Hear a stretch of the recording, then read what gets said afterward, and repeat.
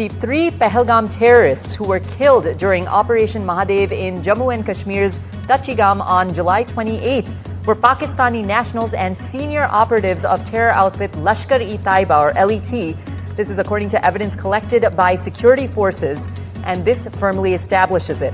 Now, these terrorists had been hiding in Dachigam Harvan forest belt since the day of the Pahalgam attack, and no local Kashmiri was part of the shooting team. This is according to the proof report accessed by NDTV. Ghazali joins us live for more. Ghazali?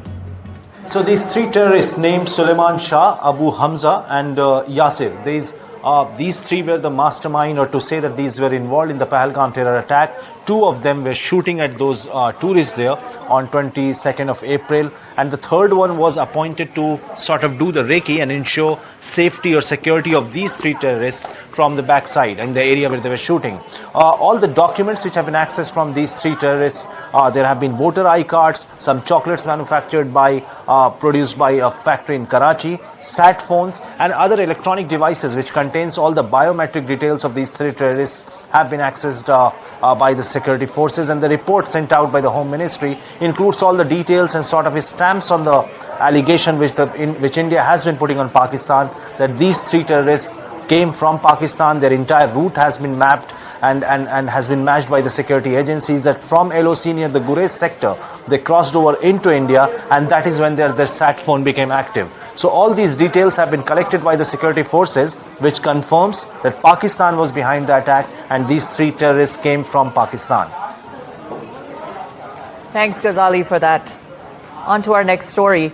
A senior official of U.S. President Donald Trump's administration, Stephen Miller, has accused India of financing Russia's war in Ukraine by purchasing oil from Moscow. The move came amid the United States escalating pressure on New Delhi to stop trading with Russia. Now, Miller tempered his criticism by noting Trump's relationship with Prime Minister Narendra Modi, describing it as tremendous. Listen in to Stephen Miller's remarks. It is not acceptable for India to continue financing this war by purchasing the oil from Russia. People will be shocked to learn that India is basically tied with China in purchasing Russian oil. That's an astonishing fact. India portrays itself as being one of our closest friends in the world, but they don't accept our products. They impose massive tariffs on us. We also know they engage in a lot of cheating on immigration policies that is very harmful to American workers. And of course, we see again the purchasing of oil. So President Trump, he wants a tremendous relationship and has had always a tremendous relationship with India and the Prime Minister. But we need to get real about dealing with the financing of this war. So President Trump, all options are on the table to deal diplomatically, financially, and otherwise with the ongoing war in Ukraine. As you can see there, Stephen Miller says it's astonishing that India is basically tied with China in purchasing Russian oil. President Donald Trump has confirmed his special envoy, Steve Witkoff, will visit Russia next week ahead of a looming U.S. sanctions deadline and escalating tensions with Moscow.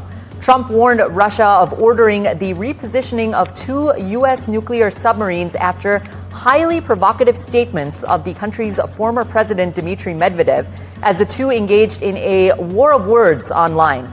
Listen in to the U.S. president's latest reaction to this. A deal where people stop getting killed. They had a number that just came out that a tremendous number of Russian soldiers are being killed. And likewise, Ukraine, a lower number, but still thousands and thousands of people. And now we're adding towns where they're being hit by missiles. So it's a lot of people being killed in that ridiculous war. And, you know, we stopped a lot of countries from war, India and Pakistan. We stopped a lot of countries. Activists of the National Citizen Party and the BNP student wing held separate rallies in Bangladesh on Sunday ahead of the first anniversary of the July uprising that toppled the Sheikh Hasina-led government on August 5th of last year. Our NDTV's Saurabh Gupta brings you all of the details. Saurabh? Bangladesh is basically building up to August 5th, and August 5th is the anniversary of the toppling of the Sheikh Hasina government after violent protests rocked Bangladesh last year. Now, these protests started over a quota announcement or a quota decision by a court, but it soon turned into something much bigger. And eventually, on the 5th of August, the former Prime Minister of Bangladesh, Sheikh Hasina, had to flee Dhaka. Now, since then, there have been efforts to make this a turning point, and those who were protesting against Sheikh Hasina and those who are in charge of running the country now, including the interim government led by Muhammad Yunus, and those who were protesting on the streets of Dhaka and other parts of Bangladesh, say that August 5th is something that's going to be important, and they're wanting to also, come up with the July declaration. But at the same time, the trial against Sheikh Hasina, the International Crimes Tribunal, has already started. Day-to-day proceedings are taking place. In fact, what we've been given to understand is that from the details that we know is that, there have been witnesses who have testified today on day one of, those hearings that are taking place. In fact, the first witness who testified today, and this is of course in that court proceedings, said that Sheikh Hasina was responsible for killing thousands. The Awami League has denied all of these allegations. Sheikh Hasina has also denied these allegations. Thanks, Saurabh, for that. Our next story: Pakistan supports Iran's right to develop nuclear capability for peaceful purposes, as the two sides signed several agreements to expand cooperation in multiple fields. Iranian President Masoud Pezeshkian, who arrived in Islamabad on Saturday, met Prime Minister Shehbaz Sharif at his official residence. At a joint press conference following their meeting, Sharif emphasized that Iran has the right to peaceful use of nuclear energy, which has been the center of the ongoing tensions with Israel. Hamas said that it is prepared to coordinate with the Red Cross to deliver aid to hostages that it holds in Gaza. That is, if Israel meets certain conditions, after a video it released showing an emaciated captive drew sharp criticism from Western powers. Hamas said that any coordination with the Red Cross is contingent upon Israel's permanently opening humanitarian corridors and halting airstrikes during the distribution of aid. On Saturday, Hamas released its second video in 2 days of Israeli hostage Eviatar David. In it, David, skeletally thin, is shown digging a hole that he says in the video is for his own grave. The video of David drew criticism from Western powers and horrified Israelis. France, Germany, the UK, and the US were among the countries to express outrage, and Israel's foreign ministry announced that the UN Security Council will hold a special session on Tuesday morning on the issue of the situation of the hostages in Gaza. According to Israeli officials, 50 hostages now remain in Gaza, only 20 of whom are believed to be still alive. Hamas thus far has barred humanitarian organizations from having any kind of access to the hostages, and families have little or no details of their conditions. Meanwhile, tens of thousands of demonstrators have marched across the Sydney Harbour Bridge in Australia, calling for peace and aid deliveries in the war-ravaged Gaza Strip, where a humanitarian crisis of man-made starvation has been worsening as a result of Israel's punishing blockade. Israel's far-right National Security Minister Itamar Ben-Gvir has visited the Al-Aqsa mosque compound in Jerusalem and prayed there, violating a decades-old arrangement covering one of the most sensitive sites in the Middle East. Photos and videos of his visit show Ben-Gvir leading Jewish prayers at the compound, which is known by Jews as the Temple Mount in occupied East Jerusalem. Praying at the site breaks a long-time arrangement that allows Jews to visit the site but not pray. The Israeli Prime Minister's office released a statement saying there had been no change to Israel's policy of maintaining the status quo agreement that allows only Muslim worship there. The bodies of all five miners trapped in a collapsed shaft in the world's biggest underground copper mine for 3 days have been found and identified, according to an official who said this on Sunday. Achilles Cubillos, the lead prosecutor in Chile's O'Higgins region, said the body of Moises Pavez, the last miner to remain missing, was found at 3:30 p.m. local time by rescue teams. They had drilled through dozens of meters of rock to reach the stranded workers. Listen in. Hoy, finalmente a las 15:30 horas, hemos encontrado al último de los trabajadores de la mina El Teniente que se encontraba desaparecido. Como lo hemos desarrollado en los demás casos, se dispuso los peritajes de rigor para establecer sus identidades. Se trata del trabajador Moisés Esteban Pavés Armijo. The UK has unveiled plans for a new law that will crack down on criminal gangs behind social media advertisements promoting dangerous small boat crossings and other forms of illegal immigration into the country. This is under a new amendment to the Border Security, Asylum and Immigration Bill currently going through the Parliament. A UK-wide offence will be introduced to criminalise the creation of materials for publication online which promotes or offers services facilitating a breach of Britain's immigration law.